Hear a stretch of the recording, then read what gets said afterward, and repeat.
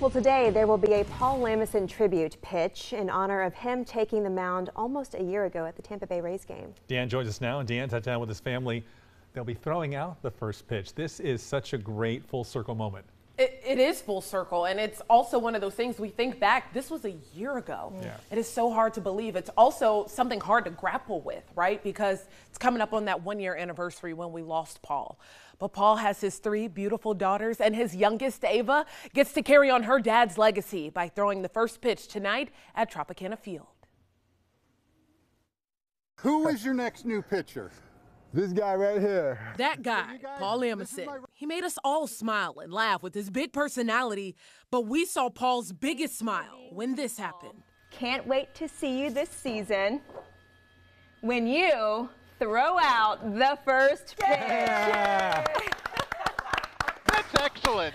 That's so cool. That's like my dream. Last February, that dream came true, all thanks to the Rays. Paul, his love for the game is something that we want to recognize and highlight as much as we can. Now, Paul had to wait a few months to throw the first pitch, and boy, did he take it serious. He bought the net from Amazon. I saw it in the back. I said, what the heck is that, and how much was it? Nerissa, Paul's wife, said Paul's dream was to be a professional baseball player. So until he hit the mound, he practiced like one. Okay, I'm trying a fastball. This one should be a strike. This one could get me signed. And when that day came, he delivered.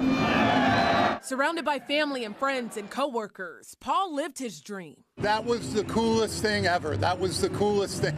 But 35 days after this moment, Paul passed from a sudden heart attack. That day was the last family day that we had together, the last great family time we had together. So I'm glad we ended it with the Rays, because the Rays were so special to him. For him to be on that mound and with the crowd screaming and looking at him on the pitcher's mound and throwing that first pitch, he lived his dream. A dream that his youngest daughter, Ava, is continuing. I'm just excited to be his legacy. Wednesday, Ava will throw the first pitch at the Rays game in honor of her dad. She's the youngest. She's Paul's legacy. She's Paul's baby. And she practiced with Paul. Do it just like Daddy. She's practicing with her mom and uncles now, but still making her dad proud. I've learned that he's protecting me, he's watching me, and I know when I throw the first pitch, he's gonna be like, yeah, go Ava.